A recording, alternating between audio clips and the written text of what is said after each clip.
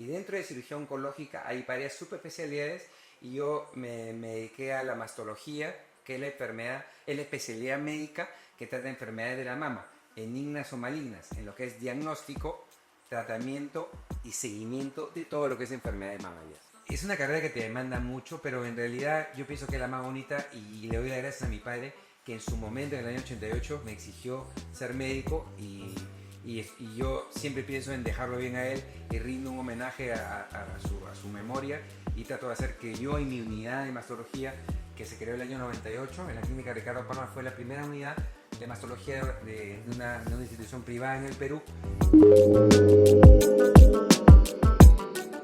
Hola, ¿cómo están? Soy la doctora Steffi González, mastóloga, y el día de hoy vamos a hablar del cáncer de mama en el Perú. Para esta oportunidad tengo el honor de invitar a quien es mi mentor y mi maestro, el doctor Mauricio León Rivera. Hola Steffi, ¿cómo estás? Buenos días con todos. Estoy feliz de estar acá en tu casa. Hemos tomado un rico desayuno. Gracias por la invitación. Ya te conozco hace unos 5 años, Steffi. Estoy feliz que hagas estas ideas, estos podcasts, que a mí nunca se me hubiera ocurrido. Estoy feliz de haberte conocido a ti, a tu linda familia que tienes y de haberte ayudado en algo, un granito de arena en la gran profesional que te has convertido. Muchísimas gracias, mi maestro. Para que el público que nos ve nos pueda comprender, el tener acá al maestro Mauricio León Rivera es un honor para mí y para mi familia por lo que representa y por la excelente persona que es y lo que busca el bienestar de sus pacientes. Él es un mastólogo muy reconocido en Perú y en Latinoamérica. Y hablando, mi maestro, del término mastólogo, ¿qué es un cirujano oncólogo de mama o mastólogo? Claro, el mastólogo es un especialista, es un cirujano. Tú sabes que cuando terminamos la universidad eres médico cirujano y te especializas en la parte médica, que son los geriatras, endocrinólogos, infectólogos, que no entran a hacer operaciones, o eres en cirugía.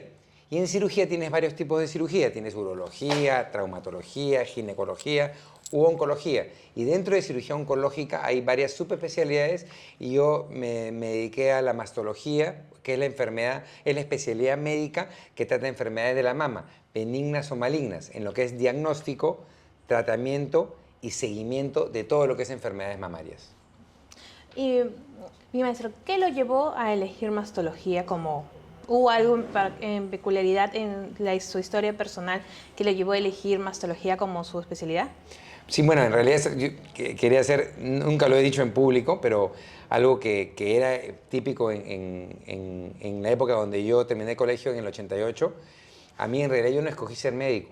Mi papá es médico, mi gran mentor, al que lo extraño mucho cada día. Él falleció en el 2017, el doctor Luis León Atoche, y él a la fuerza me hizo ser médico. En realidad, prácticamente a la fuerza me dijo, tú tienes que ser médico, y mi hermano mayor también. Porque a veces yo escucho a un médico le dicen, ¿tú por qué fuiste médico? Porque de chiquito me gustaban los animales, los operaba y ayudar. En realidad mi historia fue diferente. Yo lo hice porque mi papá prácticamente Empujó. me exigió, me empujó, y esa época era diferente a la época de hoy en día, que hoy día es lo contrario. Pero bueno, y yo le doy las gracias a que él fue muy rígido conmigo y con mis hermanos. Mi hermano mayor es médico, es cirujano cardiovascular, famosísimo en Estados Unidos, en Arizona. Si está viendo, le doy un gran saludo y estoy orgulloso de él. Y bueno, a mí también, bueno, me ha ido bien, he ayudado a muchísima gente. Yo no tuve la oportunidad, yo acabé de colegio 16 años. En realidad hice lo que mi padre me exigía en esa época, pero felizmente es una carrera, yo siempre digo, la carrera de medicina es la más bonita y la más fea. La más bonita porque tiene gente que, al menos en oncología, la has curado de esta enfermedad que mata a mucha gente, y la más fea porque también es una carrera que es muy exigente, demasiado exigente. Entonces, por ejemplo, ayer me han llamado, hoy día a las 4 de la mañana, por un problema. Anteayer me fui a un concierto y que lo esperé muchísimo y tuve que salirme del concierto, llegué 1 hora porque me dijeron que era una emergencia, y entonces eso normalmente no se ve en otras carreras. Entonces, hemos operado a las 5 de la mañana hace exacto, 2 días. Hace 2 días operamos 5 de la mañana. Entonces, es una carrera que te demanda mucho, pero en realidad yo pienso que es la más bonita y le doy las gracias a mi padre que en su momento, en el año 88, me exigió ser médico y yo siempre pienso en dejarlo bien a él y rindo un homenaje a su memoria y trato de hacer que yo y mi unidad de mastología, que se creó el año 98 en la clínica Ricardo Palma, fue la primera unidad de mastología de una institución privada en el Perú, seguimos haciendo bien las cosas, tenemos 16.000 pacientes al año, operamos, sala de operaciones entre cirugía mayor y menor, más de 1.000 casos al año. Y bueno, tú eres gran parte importante de nuestra unidad, Steffi, que te doy las gracias. Y en realidad esa es la historia mía, ¿no? De por qué fui médico, por exigencia, pero me gusta en lo que hago, ya estoy en el caballo hace mucho tiempo y me gusta ayudar gente todos los días y ver gente, me gusta estar activo en realidad. Y mi maestro, y un poco personal esa pregunta, ¿fue una mochila muy grande tener toda la gran experiencia de su papá y de su hermano al inicio de la carrera? Porque ahora pues ustedes brillan, pero en un inicio ¿fue complejo o era un impulso? Para mí, sí, buena pregunta. Para mí siempre fue un impulso, Steffi. En realidad, en la universidad, más que mi papá. Mi papá era profesor principal de la Universidad Cayetano, donde yo... Y era un poco gracioso porque mi hermano mayor ingresó primer puesto a Cayetano. Y entonces yo venía del colegio, era buen alumno, pero en Cayetano eran siempre los primeros puestos de todas las universidades. Y primer puesto a ser era imposible. Entonces, cuando yo postulo, termino a los 16 y a los 18 ingreso por la pre-Cayetano. El primer examen en la pre que hice cuando acabé el colegio, éramos 2.000 personas, creo, entraban solo 20 y quedé puesto 600. Entonces comencé a sacar matemáticas, 600 para 600 solo entran 20, tendría que entrar en 40 años, 50 años, o estudio. Entonces mi papá me dice un día, él me decía, Miki, vas a postular a San Marcos y a Villarreal a ver cómo te va solo para que pruebes, porque queremos que seas Cayetano. Y mi hermano había ingresado al primer puesto Cayetano. Siendo una universidad particular, las otras universidades eran buenas pero nacionales. Entonces yo postulo, ingreso a San Marcos e ingresé el primer puesto a Villarreal. Incluso salí en el periódico de chico de 16 años, como que genio, que entra al primer puesto, y el rector era Humberto Vilches Vera. Me da un cheque de $50, salimos en el periódico, y mi padre me dice, no sé si fue en verdad o mentira hasta ahorita, me dijo, si no ingresas ahora este año a la Cayetano, te quedas en San Marcos o en Villarreal, tú escoges, pero yo no te voy a pagar Cayetano. Entonces ahí fue como que me puso entre la espalda y la pared y comencé a comerme los libros. Y en la pre-Cayetano, mi primer examen, entraban solo 20, habían 2.000, 1.500, no sé cuántos, divididos en secciones, los mejores en el salón 1, 2, 3, 4. Y el primer examen me acuerdo que yo había quedado puesto 600 cuando estaba en la época de colegio, y el primer examen después salí puesto 7. Entonces cuando yo salía en Armendáriz, en la pre-Cayetano, la lista yo me buscaba en la parte final, en los 700, 600, no me veía, y escuchaba que la gente adelante decía, oye, ¿quién es ese? ¿Quién es ese? Nadie sabía quién era yo, porque yo era chico, y decía, Cebollín, mi hermano le decían Cebolla, Lucho, y le decían, es el hermano de Cebolla, dicen, el hermano de Cebolla, y comencé a mirar hacia arriba, y me vi puesto 7, y cuando me vi puesto 7 dije, ya, este es mi año, de todas maneras la agarro. Y en realidad fue así, ese era el examen previo, de ahí doy el examen real, que he puesto 10, de ahí, y son 4 exámenes, me acuerdo, al año, hasta el tercer examen estaba entre los 20, y el cuarto examen, mi papá me llevó a la Cayetano, era en Cayetano, y me puse tan nervioso que he puesto 50.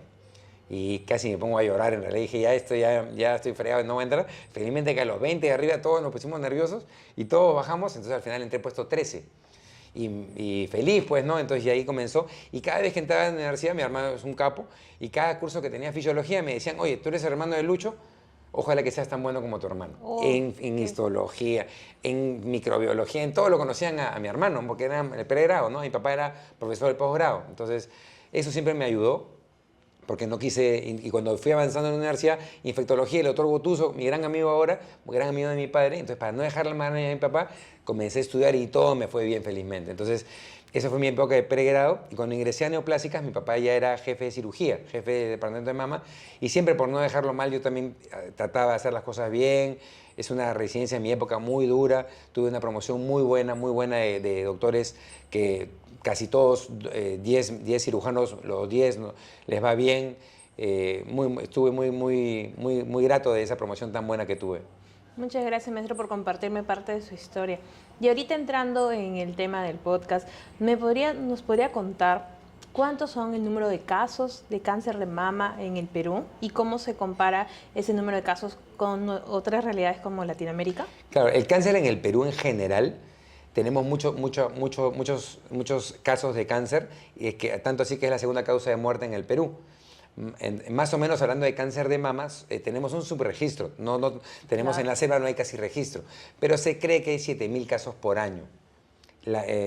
Más o menos se cree que hay 5 mujeres que mueren al día por cáncer de mama en nuestro país. Más o menos son 20, 21 mujeres que se detectan. Yo creo que son más en realidad, pero hay 5 que fallecen lamentablemente. Entonces, el Perú es un país que tiene mucho cáncer, pero si comparamos con otros sitios de Latinoamérica, hay sitios que tienen más cáncer. Uruguay y Argentina tienen muchísimo más cáncer que Perú. Estados Unidos, Canadá, Europa del Este, Israel tienen más cáncer. Pero hay sitios que tienen menos cáncer que Perú, como por ejemplo Asia, como parte de África, tienen menos cáncer, sobre todo cáncer de mama. Entonces, estamos en un riesgo intermedio de cáncer. Más o menos se cree que hay 150.000 mujeres y hombres viviendo con cáncer y hay 80.000 casos nuevos de cáncer entre todos los tipos de cáncer. El más frecuente es el de próstata y el segundo más frecuente es el de mama.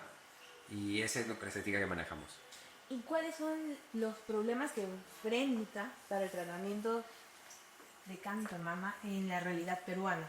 ¿Cuál es usted en sus 20 años o más ya de mastólogo ve que son los problemas principales para que el diagnóstico sea tardío, para que la paciente no pueda obtener el mejor tratamiento?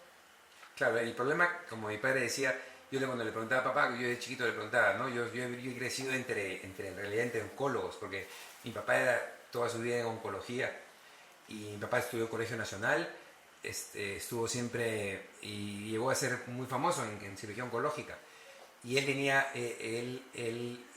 tenía una cancha privada de fútbol, le gustaba el fútbol muchísimo, y tenía una cancha donde todos los médicos del INEM que jugaban fútbol íbamos los sábados. Yo era chico, pues yo iba de los 5 años. Después cuando crecí a los 20 años yo comencé a jugar con ellos, con mis tíos, yo le decía a mis tíos, y siempre la pregunta le decía, y él decía, el peor cáncer es la pobreza. Y hasta ahorita yo sigo repitiendo lo que él decía, porque una persona pobre no tiene la misma capacidad de curarse que una persona que rica, o una persona que nace en la selva no tiene la misma capacidad, no solo en cáncer, sino en muchas cosas, la misma oportunidad que en Lima. Entonces, en Lima Perú es un país centralizado, mucho más vive la gente en Lima que mientras más lejos de Lima es peor, y eso pasa en muchas partes del mundo. Entonces, lo principal es que somos un país que está jalado de cáncer. No tenemos la infraestructura necesaria, no tenemos los equipos. Hablamos que tenemos 80 tomógrafos, de los cuales 30 están malogrados, solo son 50 en Minsa, y mamógrafos no llegamos ni a 60 que están operativos. Entonces no puede ser. Entonces, por ejemplo, una persona en Lima es gigante. Tenemos Cañete. En Cañete, el único mamógrafo es el que tenía en el hospital de Resola, que estaba malogrado hace un tiempo. Yo doné un mamógrafo al centro de salud en Quilmaná. Pero cualquier persona de Cañete que es gigante, donde hay casas de un montón de gente millonaria, la gente que vive ahí tiene que venir a Lima, ciudad, para hacerse una mamografía, que es un examen tan simple y tan de todos los días. Entonces no tienen la oportunidad, y estamos hablando de Cañete, no estamos hablando de lo que es, imagínate, Tingo María, Pucallpa, la sierra de Piura, Yavaca, etcétera, etcétera. Entonces es un país que nos falta muchísimo. A mí me da goles entre envidia cuando me voy a congresos, me voy a Argentina, me voy a Chile, me voy a Bolivia, donde la ciudad no solo es una, sino tienen ciudades. En Argentina tienen ciudades, Rosario, Córdoba, y tienen hospitales tan igual que en Buenos Aires. Nosotros somos casi Lima, un poco Arequipa, un poco Trujillo y nada más. En otras ciudades, en Estados Unidos, ni qué hablar. Entonces California es como un país, prácticamente un hospital tiene 3 PET scan. En UCLA, acá tenemos 3 PET scan en todo el Perú y en Lima. Entonces, porque uno no funciona y el otro, entonces mira la diferencia que hay de oportunidad. Ayer hemos estado en el Congreso Iberoamericano de Cáncer, han venido las principales figuras de cáncer. Felizmente en algunos sitios de Lima hacemos las cosas tan igual, como el Vall d'Hebron de Barcelona, con MD Anderson de Houston, ha venido el doctor Vicente Valero, que me da gusto verlo, el doctor Henry Gómez, Carlos Vallejos, figuras de la oncología nacional. He tenido la oportunidad de exponer y de dar casos clínicos el día de ayer y anteayer. Estoy feliz porque tenemos un nivel grande, pero ¿cuál es la desgracia? Que el paciente pobre no tiene la misma oportunidad de tratarse que el paciente rico, por lo que el cáncer no es una enfermedad que es democrática. Es totalmente injusta y no hay equidad, hay inequidad, cuando en realidad el paciente que tiene dinero y medio se cura, y el paciente que no tiene que hacer colas en el hospital de meses y termina falleciendo. Como decía mi padre, ¿cuál es el peor cáncer? La pobreza, Estefi. Muchas gracias, maestro. La problemática es un poco conocida por los médicos, por los pacientes, Pero por otro lado, el mastólogo, desde que nace, digamos, desde que inicia a ser mastólogo o cirujano oncólogo de mamas, y es un líder. Usted, un gran líder. ¿Por qué? Porque la comunidad nos pide que seamos líderes porque somos pocos. Yendo a ese punto, un mastólogo, ¿por qué tiene que ser el mastólogo el que direccione todo en el cáncer de mama? Lo que pasa es que nosotros somos los que primero damos el diagnóstico porque el paciente no va al oncólogo. En realidad la gente cree que el oncólogo solo es el oncólogo clínico. El oncólogo clínico es parte de nuestro equipo. Nosotros no somos ni mejores que ellos ni peores. Es como un equipo. El delantero no es mejor que el defensa ni que el arquero. Todos juegan en equipo. Igual el oncólogo clínico, el radioterapeuta, el cirujano, pero el que hace el diagnóstico somos nosotros. ¿Por qué? Porque si viene un paciente con cáncer, le hacemos mal la biopsia, no va a llegar nunca al oncólogo. Entonces nosotros somos el front up, le llaman en inglés, el que va a hacer el diagnóstico inicial del cáncer y más o menos va a conocer primero al paciente y va a dirigir a los especialistas que tenga que dirigir, ¿no? Entonces no es que dirijamos, sino que somos el primero que conoce al paciente, el que diagnostica, que es lo más importante. El paciente no viene con un rótulo, tengo cáncer. El paciente viene con una lesión no palpable, viene con sangre por el pezón, viene con dolor, viene con un tumor y a veces es difícil diagnosticarlo. Aquí en medicina, lo difícil de la medicina y lo feo de la carrera es que tú no puedes tener errores. Tú puedes tener errores de profesor, puedes tener errores de arquitecto, de ingeniero, y a veces el error feo de un arquitecto: se cae un puente y muere gente, se cae un techo y muere gente, como ha pasado en el Trujillo. Pero el médico, te equivocas en algo y el paciente se muere. Pero no hay ningún médico que no se equivoque. Nosotros también, yo me equivoco todos los días. Más de 2 años en la consulta, he aprendido a cómo dar estas malas noticias. ¿Nos puede hablar un poco sobre este momento que es complejo para el paciente, también complejo para nosotros dar la noticia de cáncer, pero en todos esos años, ¿cómo ha aprendido a poder dar esa noticia? Buena pregunta. Mira, esto es como montar bicicleta. Cuando montas te caes y después ya sabes, y después montas hasta sin manos. Igual, bueno, ya tengo yo 21, 22 años de especialista.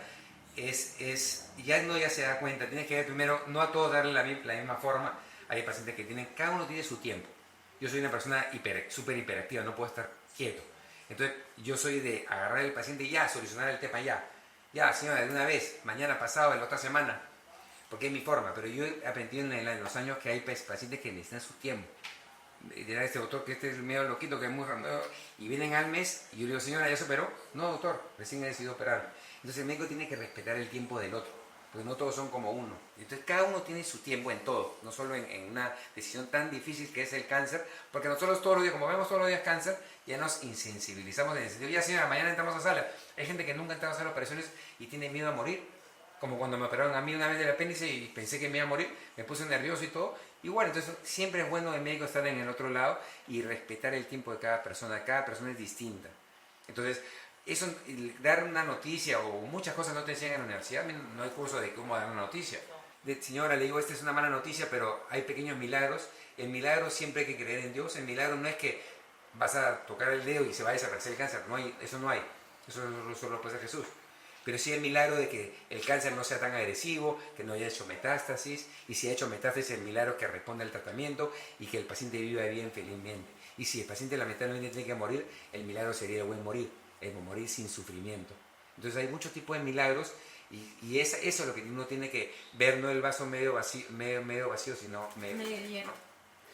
Sí, en el tiempo que yo pasé en la consulta con usted pude aprender y agradezco mucho pasado ese tiempo, porque estos tips que en oncología es muy importante tener un mentor, porque uno ya aprende tips que te ayudan a ser una mejor persona, porque lo que el paciente te pide no son tus títulos, no son los años, sino te pides que de verdad seas una buena persona con él para poder sobrellevar ese momento, y usted lo logra en la consulta. Y cuando nos están en estas consultas, recuerdo mucho esta frase: después de la biopsia viene la paciente, le damos el diagnóstico y usted le dice: bueno, es como decir que tenemos un carro. Me falta decirte cuántas llantas tiene, qué color tiene, qué kilometraje tiene, por decir los tipos de cáncer. ¿podríamos hablar de manera simple, mi maestro, los tipos de cáncer y por qué el paciente en un inicio no tiene todo el diagnóstico completo? Pues usted es Julia Álvarez Arredondo. Tenemos que ponerle el apellido. Entonces, tenemos que hacer exámenes para... Entonces, uno tiene su forma. Cada uno tiene su forma. Nadie nace sabiendo. Todos los expertos en el mundo, hasta las grandes figuras que han venido ayer al Congreso, ellos han nacido sin saber. Como decía mi mamá siempre me dice, nadie nace sabiendo. Es algo que le hemos traído a mi mamá acá que nos está mirando. Y ella siempre me dice, nadie nace sabiendo. Entonces, hasta el más experto, yo veo, este es el capo. No, este también un momento no supo nada. Lo importante es que yo en ti, cuando viniste a la unidad, vi que tiene buen corazón. Y eso, como te dije una vez, a mí no me interesa si sabes o no sabes, porque nadie nace sabiendo, todo se aprende. Y por lo que no se aprende es un buen corazón. Es una persona que es malo, que es racista, que es injusto, que es ambicioso, que tiene muchas cosas, eso no se puede. Así sea el mejor médico del mundo, el más capaz, es un mal médico. Entonces lo importante es la persona como es. Entonces, hasta los mejores nacen, entonces lo importante, y todos tenemos tenido gente que nos ha ayudado. Ayer ha venido el doctor Valero, y hablamos de un poquito de un amigo en común, el doctor Thompson, que es como, yo lo considero como mi maestro, es el jefe de cirugía de mama de Baylor en Houston. Y mi gran amigo que va a venir en septiembre a un congreso que estamos haciendo en Lima, y hay un congreso en Cusco, de la Sociedad Peruana de Oncología Quirúrgica, que estoy presidiéndolo ahora. Y él había sido el maestro del doctor Thompson, que es uno de mis maestros, y el doctor también tenía maestros. Entonces lo importante es el respeto, que nunca se debe perder. Mi maestro, por ejemplo, fue mi padre, y el doctor Carlos Vigil. El doctor Vigil me llama ahorita y me dice, Miki, ven ahorita, dejo la entrevista y me voy. O súbete el cerro, voy y me subo el cerro. Por eso, doctor, y el doctor no es mi jefe ahorita, es más, ya se jubiló, pero yo lo quiero mucho, lo quiero de corazón. Es una persona buena y que me ha ayudado en mi carrera. Entonces, todos acá, un futbolista, un arquitecto, un ingeniero y un médico, un especialista, tenemos mentores. Y decía de que siempre hay que hacer las cosas bien y que uno se las tiene que dar. Y él le decía, a él le gusta echar gotitas, lo cual es una anécdota, que echar gotitas. Y echa gotitas por aquí, por allá, y gente y decía, yo lo único que quiero, porque uno es efímero, uno se va a morir, todos nos vamos a morir. Pero qué bonito que tú sigas tu trayectoria. Por eso hicimos el Atlas de Mastología Peruana. Claro, hay muchas iniciativas. Yo te decía del mentor y del cariño que uno le tiene. Este libro es el único Atlas de Mastología Peruana. Hay 2 ediciones. Estamos haciendo la 3ª edición por la Universidad Cayetano. Pero esta fue la primera por la Universidad Continental. Y la carátula no podía ser otra. Yo iba a hacer la carátula de una mama, un perfil de mama, que mi padre tenía un mamógrafo, un negocio hace muchos años. Iba a ser esa. Y ya le había pagado a un diseñador, todo. Y el día anterior sueño y digo, pucha, ¿por qué no le hago? Y puse la carátula cuando yo lo ayudaba a mi padre, una paciente que nos demoramos 11 horas en una operación, que nos dieron un diploma de honor del Congreso de la República del Hospital Neoplásicas, la señora TPC, no puedo decir su nombre, ¿no? De Andahuaylas, un tumor de mulo gigante, y acá cuando yo lo ayudaba en el año 2001. Entonces, ¿qué mayor homenaje que poner en la carátula esto? Que es una foto que ayuda. Entonces, eso es lo que te decía, y eso es un libro que ayuda, hablando del libro en sí, es un atlas de mastología, que en fotos te explica, con 520 fotos, lo que es nuestra especialidad, los tipos de cáncer, cómo se hace el diagnóstico, el tratamiento. Otra idea que se nos ocurrió es esta agenda oncológica, que la estamos vendiendo en la clínica Ricardo Palma todavía. Es un bonito regalo el Día de la Madre, cuesta 50 soles, y todo lo recaudado va a la Liga contra el Cáncer, que yo soy uno de los directores. Son 320 tips contra el cáncer por día, y semanal, un mito contra el cáncer. Son 53 mitos, que hay 52 semanas, con diciembre y enero 53 son mitos. Y se nos ocurrió este año, la quiero volver a hacer, y en realidad en todo esto no lo hubiera podido hacer sin tu ayuda, Steffi. Ahorita esa es la verdad, y siempre hay que reconocerlo. Ahora Cayetano Heredia me ha abierto las puertas para hacer un libro que se llama Mitos en Oncología. Ellos tienen un libro que se llama Mitos en Salud, por el doctor Vivar, que ha sido mi profesor del Hospital Loaiza cuando estuve en Cayetano, en el pregrado. Ahora se nos ocurrió hacer 50 mitos en oncología, y vamos a poner los 50 mitos en este libro que ya es sponsoreado por la Clínica Cayetano Heredia, por la Universidad Cayetano Heredia. Tú me estás ayudando y también me ayudaste en el Atlas. Ahora hay que trabajar en equipo. Ayer hablaba justo de un muy amigo mío, uno de mis mejores amigos, el doctor Gastón Mendoza. Tú lo conoces, es vicepresidente de la sociedad que yo la presido, es el CEO de la clínica Detecta, y en el Congreso de Oncosalud iba a poner un video sobre él y cuál es la enseñanza. porque yo no estoy en Detecta, es mi competencia finalmente, pero no somos competencia, todos trabajamos contra el cáncer. Para esta frustración, el oncólogo, ¿cuál sería su sugerencia para los nuevos, digamos, Claro. oncólogos? Buena pregunta. Mira, primero, lo importante es que uno tiene que seguir sus sueños. Follow your dreams, le dicen los gringos, ¿no? Sigue tus sueños. Justo tiene una conversación, yo tengo 2 hijos, Micaela de 18 y Mauricio de 17, que le digo Mauchis, y Micaela acaba de ingresar a la universidad. Y hace una semana nos fuimos a comer y me decía, tengo miedo de que, no sé si estoy en la carrera adecuada, no sé si me gusta, no sé si no me gusta, tenía muchas dudas. Y yo le dije, Mica, todos tenemos dudas. Yo le conté mi historia, yo soy médico, pero no, ¿tú crees que yo todavía he querido ser médico? No, tu abuelo me hizo ser médico en forma así a la mala, como se dice. Entonces le digo, y yo hasta ahorita tengo dudas si hubiera sido buena en otra profesión, con mis 52 años. Entonces le digo, tú peor, ninguna de tu promoción, ninguna va a estar segura de lo que quiere hacer. Entonces eso es, primero uno tiene que saber que nadie está seguro de nada. En realidad en esta vida no tenemos seguro ni siquiera de nuestra vida. Entonces, el consejo para los médicos, y le decía el consejo para mi hija, le digo, mientras tú quieras algo y lo puedas conseguir, entonces vas a ser buen médico, buen abogado, buen arquitecto, no importa lo que seas, porque vas a ser persistente en conseguir tus sueños. Entonces, más de lo que más de que quieras hacer algo, tienes que tener una actitud en la vida. Eso es lo que yo pienso. Entonces, si el médico joven se siente frustrado, no, porque si da lo mejor de sí, por ejemplo, estás en un sitio que no tienes ni siquiera mamografía, no tienes nada, pero te refieres bien al paciente, es lo que tienes que hacer. No te están pidiendo hacer un PET, sino mientras hagas bien en donde estés sin engañar a nadie, eso es lo que se te pide. Entonces, mi consejo más que algo es decir, sigues ser persistente en tu sueño. Nunca te desplomen, y si te equivocas, como todos nos equivocamos, te caes pero te levantas, pero aprendes del error que has cometido, ¿no? Si no aprendes ese problema, y mejor si aprendes el error de otro. Mi maestro, y para finalizar, ¿qué mensaje le gustaría transmitir a las pacientes que en este momento están atravesando por el diagnóstico, tratamiento de cáncer de mama? 3 de 4 pacientes viven con esta enfermedad. Si no tiene, por ejemplo, metástasis axilar, si hay la enfermedad axilar, 2 de 4 o 1 de 4 vive. Entonces, mientras más se demore, el tratamiento es más mutilante, más caro, más largo y vive menos. Mientras menos te demores en el diagnóstico, como el no duele, la gente no va al médico, pero se complica. Si lo detecta a tiempo, además, si vas al médico cuando no tienes ningún síntoma, el tratamiento es menos mutilante, más barato, más corto y más fácil, y la gente vive más. Entonces, por todo es un gran negocio ir al médico a hacerte un chequeo. En la Liga contra el Cáncer tenemos 2 filiales en Lima, en la Avenida Brasil en Pueblo Libre y en Cercado de Lima, donde te puedes hacer un chequeo una vez al año por precios módicos, y ese dinero lo usamos para llegar a diferentes sitios de Lima en forma gratuita con nuestras unidades móviles. Entonces, la gente que está pasando, primero, que esté tranquila, que hay partes normales de una enfermedad, negación, el odio, pero esta enfermedad se puede curar y tiene que confiar en el equipo médico.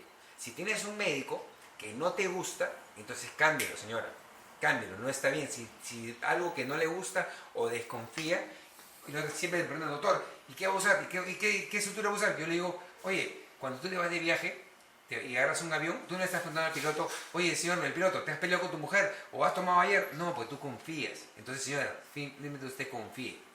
Y tiene que ser como un viaje de avión que tiene que confiar. Nadie tiene todo 100%, en la vida no hay nada 100%, el avión se puede caer, igual el paciente puede fallecer, pero ya uno tiene experiencia. Yo por ejemplo tengo 22 años, nunca he tenido un problema de muerte ni nada, y lo importante es confiar en su médico. Yo creo que tú eres una gran doctora, tienes un buen corazón, yo no creo que tú engañes a nadie, y le doy, tiene mucha suerte las pacientes que se ven con la doctora, contigo, con Estefi González, porque es una mujer que tiene buen corazón y me parece posible que tú lo puedas engañar, y así como tú hay muchos en el mundo. Entonces lo importante de la paciente es que confíe en su médico y que confíe en la medicina. Es diferente hablar de un cáncer de mama hace 100 años, hace 50 años o el 2025. Porque en el 2025 tenemos terapia que la mayoría de gente se cura. Y si es un caso incurable, la te puedes tener 5 o 10 años, como hablaban los autores ayer, con buena calidad de vida, y que puedan pasar esta enfermedad como una enfermedad crónica. Muchas gracias, maestro. Con esto hemos finalizado el podcast sobre cáncer de mama en el Perú. Muchas gracias. Hasta luego.